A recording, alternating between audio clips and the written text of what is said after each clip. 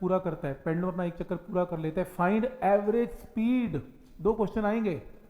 Find average velocity, देखो average velocity में क्या है, पेंडुलम यहाँ से वापस आ गया, डिस्प्लेसमेंट क्या हो गई, जीरो, तो एवरेज वेलोसिटी भी क्या होगी, जीरो।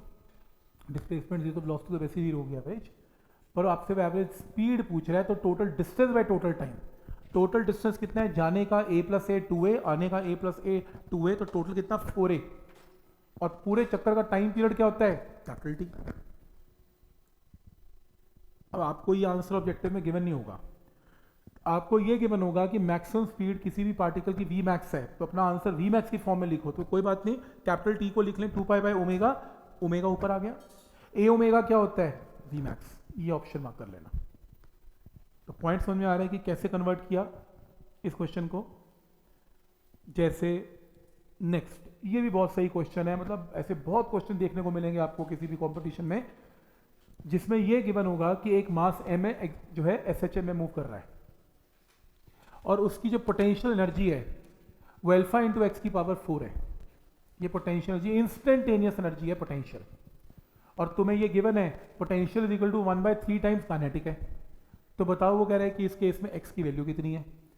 अब हमने पोटेंशियल के फॉर्मूलाज कुछ और किए हुए हैं, ये फॉर्मूला कुछ और दे रहा है, और तुमसे x पूछ रहा है। एक काम करो, अगर तुम्हें पोटेंशियल पता है, मैं काइनेटिक बता देता हूं, तुम उस इक्वेशन में दोनों को वैल्यूज पुट करके x की वैल्यू निकाल लेना।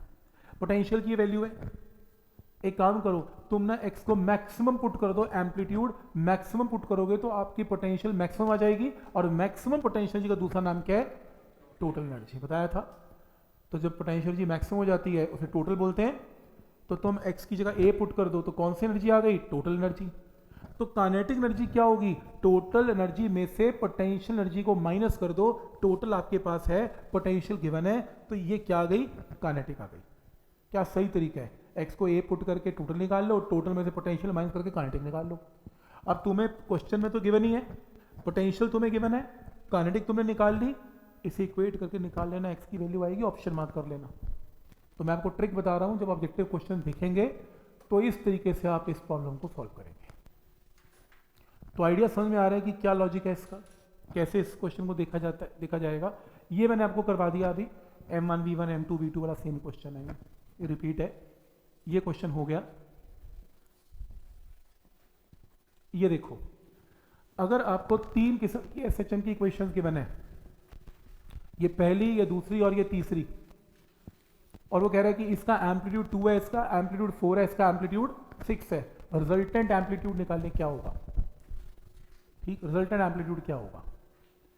तो ये नहीं मैंने क्वेश्चन करवाया आपको कभी भी, क्योंकि 2 का तो करवाया, 3 का तो बिल्कुल भी नहीं करवाया। 3 छोड़ो 4 भी आ सकते हैं, तो कौन करेगा इन्हें ऐड करके, कौन लगाएगा इसमें ट्रिग्नोमेट्री, और ट्रिग्नोमेट्री लगा के कौन इसको अकेले साइन में कन्वर्ट करके उसका कोफिशिएंट बहुत लंबा है। 1 सेकंड में होगा क्वेश्चन सॉल्व, देखो कैसे। फर्स्ट इक्वेशन से एम्पलीट्यूड कितना है 2, amplitude is a vector quantity.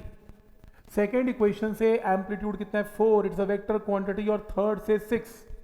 तो एक काम करो, ये 2 वेक्टर ड्रॉ करो, ये 2 वेक्टर है, 2 इट्स अ वेक्टर क्वांटिटी।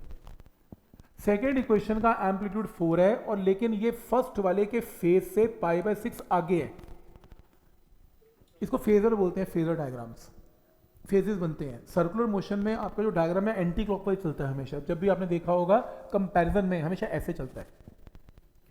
तो सेकेंड वाला जो फेज है वो ओमेगा टी पहले फेज से π/6 आगे है। ये देखो π/6 का मतलब क्या होता है, कितने डिग्री, 30 डिग्री। ये देखो सेकेंड वेक्टर 30 डिग्री आगे है, फर्स्ट वेक्टर देख रहे हो 30 डिग्री आगे बन गया। तो इस वेक्टर को 30 डिग्री आगे बना देना एंटी क्लॉकवाइज डायरेक्शन में। और जो आखिरी वेक्टर 6 है वो 60 डिग्री आगे है ओमेगा टी से। ये देखो इस ओमेगा टी का मतलब इससे 2 से 60 डिग्री आगे बना देना। तो आपके 3 वेक्टर एडजस्ट हो गए, चेक कर रहे हो, पहला वेक्टर 2, दूसरा 4 30 डिग्री पे, और तीसरा 6 जो है वो 60 डिग्री पे, यहां से मैंने पता कर लिया। अब ये क्वेश्चन SHM को छोड़ के किसका बन गया, वेक्टर का। तो इसमें 4 के 2 कंपोनेंट्स हैं, 4 cos 30 4 sin 30, 6 के 2 कंपोनेंट हैं, 4 cos 60 4 sin 60। अब ये आपको आता है, एक वेक्टर तो ऑलरेडी 2 है, तो इसे और इसको ऐड कर लें, इन सबको ऐड कर लें, ये दोनों 90 डिग्री पे हैं, रिजल्टेंट एम्पलीट्यूड आंसर मार्क कर लेना ऑब्जेक्टिव पर आ जाए तो तो ट्रिक बता रहा हूं कि किस तरीके से ज़्यादा, दो से ज़्यादा अगर इक्वेशंस हैं उनको कैसे हैंडल करना है आपने। ठीक है, यहां तक।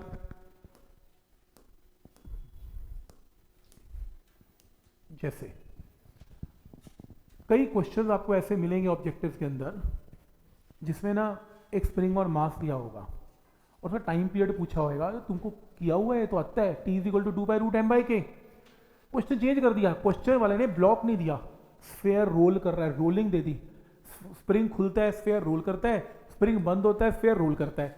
अब ये प्रॉब्लम है क्योंकि इसका फॉर्मूला मैं लगा नहीं सकता t is equal to 2/√m/k, क्योंकि रोटेशनल मोशन का कॉन्सेप्ट है, टॉर्क तो लगाना पड़ेगा। सही है।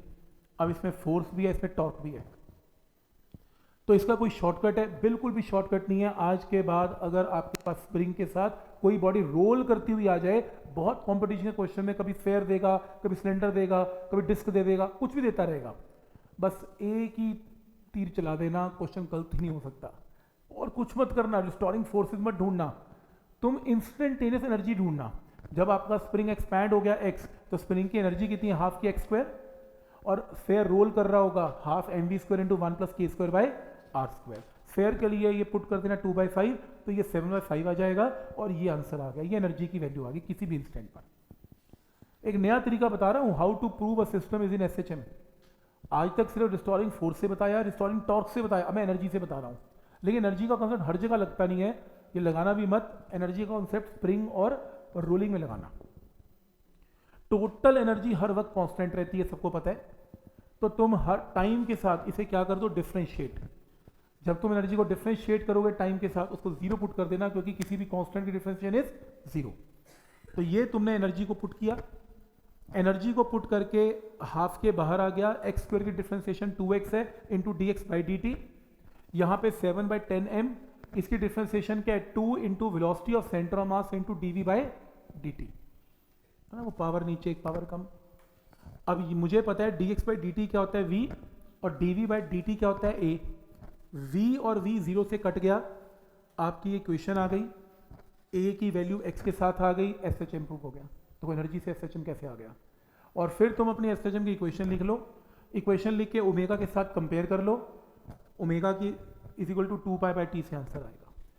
एडवांस की प्रॉब्लम पहले बता दूं, ये मेंस की प्रॉब्लम भी नहीं आई आज तक, एडवांस के पेपर से ली गई है, क्योंकि ये ऐसी टेक्निक है जो मेंस में डिस्कस नहीं की हुई कभी भी। बट अगर कल को क्वेश्चन आ जाता है तो ये तीसरा तरीका है जिससे you can prove a system is in SHM। Restoring force और वो तो हमने किया हुआ है, पर ये तीसरा टाइप का कॉन्सेप्ट है। ठीक है, तरीका बता रहा हूँ, ऑब्जेक्टिव प्रैक्टिस यही करना है, अगले जो एक्स्ट्रा क्लासेस उसमें यही करना है, प्रैक्टिस करनी है, ये नहीं करना। आपको न्यूमेरिकल शीट दूंगा, वो न्यूमेरिकल शीट एक हम ट्राई करेंगे, पर थोड़ा सा अगर वैरायटी सुन रखी होगी तो हमें पता होगा कि क्वेश्चन को कैसे शुरू करना है। बस इतनी सी बात है। एक ना फॉर्मूला नोट करेंगे, बहुत ये आता है, मेंस, नीट और NCERT कहीं भी आ सकता है, ये इंपॉर्टेंट है कि पोटेंशियल एनर्जी SHM में फॉर्मूला क्या है? ½ m ω² y²।